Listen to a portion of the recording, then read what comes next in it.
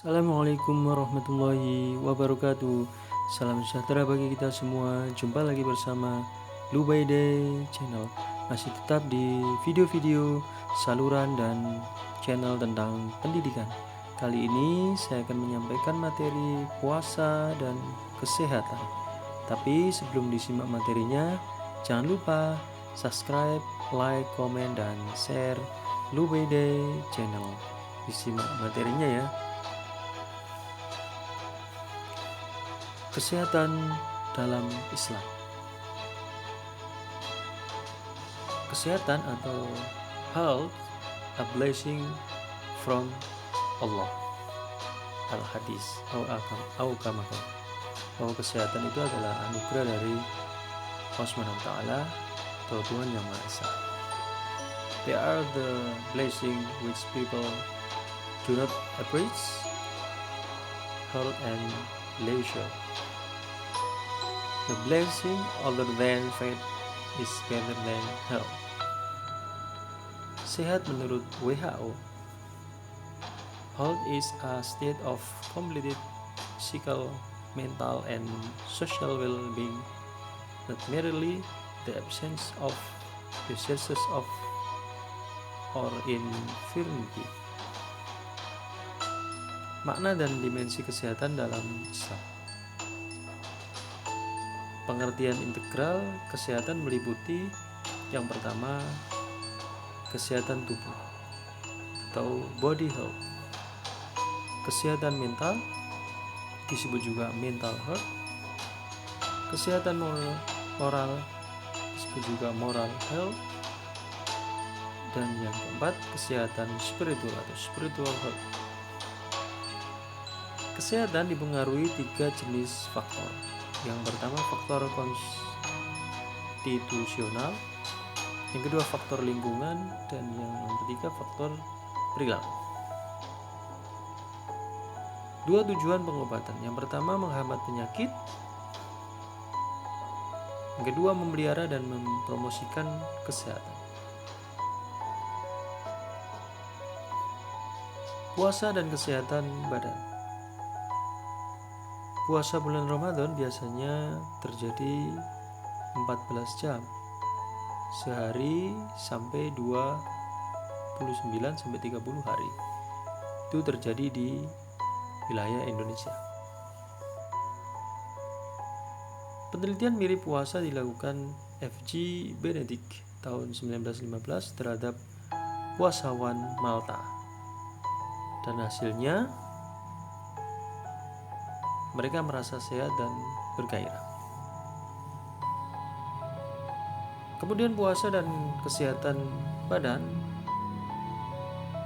Menurut Dr. Alan Colt dari USI, bahwa manfaat puasa yang pertama adalah fisik lebih baik, yang kedua batin atau rohani merasa bersih, yang ketiga tekanan darah dan kadar kolesterol terkontrol, keempat nafsu seksual terkendali, kelima mengendurkan ketegangan, keenam menajamkan perasaan, ketujuh mampu menguasai diri, 8 menghambat proses penuaan, dan 9 meningkatkan daya tahan tubuh.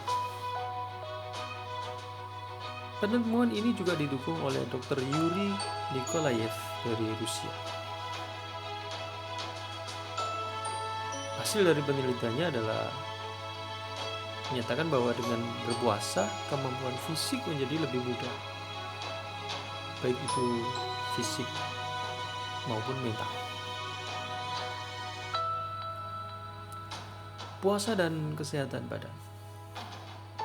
Di dalam hadis Al-Kamakal berbunyi, berpuasalah kamu supaya kamu sehat.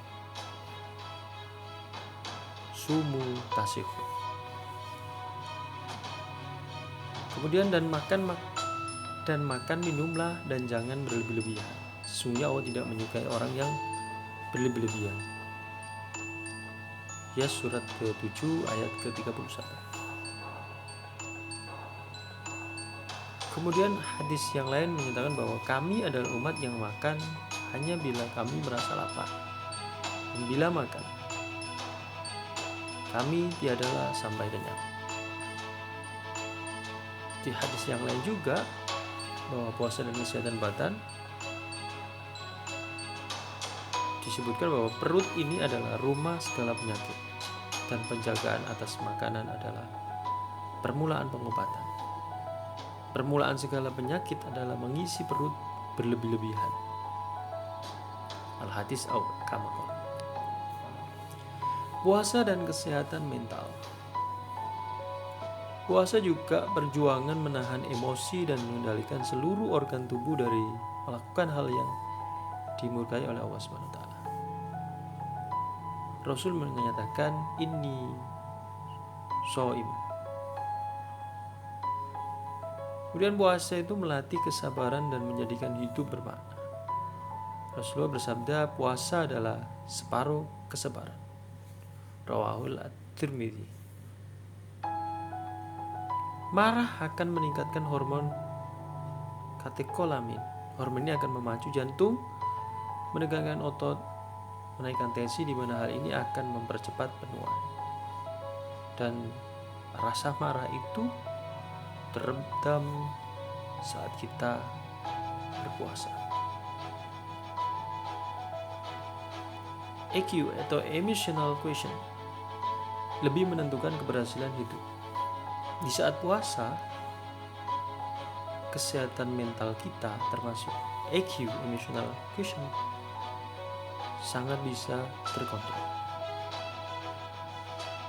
Kemudian puasa itu merupakan obat dari problem cemas dan putus asa. Ingatlah, hanya dengan mengingat Allah SWT sajalah itu hati itu akan menjadi tenang. Puasa dan produktivitas sosial. Dalam hadis dinyatakan bahwa sebaik-baik manusia adalah yang terbanyak memberikan manfaat pada manusia yang lainnya.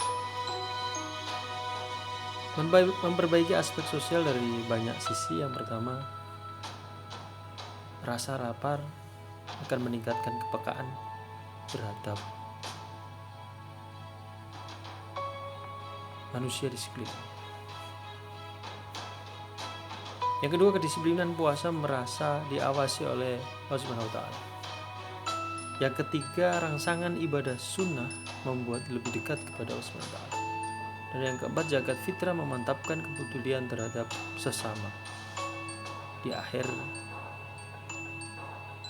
kesempurnaan ibadah puasa kita disempurnakan dengan mengeluarkan zakat fitrah. Di dalam hadis yang diriwayatkan Ibnu Huzaimah, apabila orang-orang mengetahui nilai lebih Ramadan, mereka akan berharap agar semua bulan dijadikan sebagai bulan Ramadan.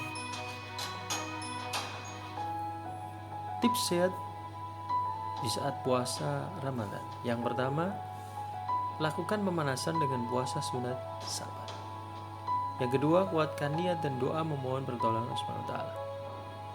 Yang ketiga, usahakan makan sahur 1 jam menjelang imsak. Yang keempat, melengkapi menu makanan dengan gizi 4 sehat 5 sempurna. Yang kelima, segerakan berbuka pada waktu maghrib dengan makanan kurma atau makanan yang manis, misalnya kolak, kue, buah, dan lain-lain sebagainya. Yang keenam, berhentilah makan sebelum kenyang. Lanjutkan makan setelah sholat tarawih. Tips sehat puasa Ramadan berikutnya yang ketujuh, yaitu lakukanlah aktivitas Anda seperti biasa dan rasakan manfaat puasa bagi tubuh Anda. Rasa lapar mendorong pemakaian zat lemak yang menumpuk di jaringan tubuh sehingga Anda menjadi lebih sehat, nafsu atau jiwa lebih terkendali dan menghambat proses penuaan.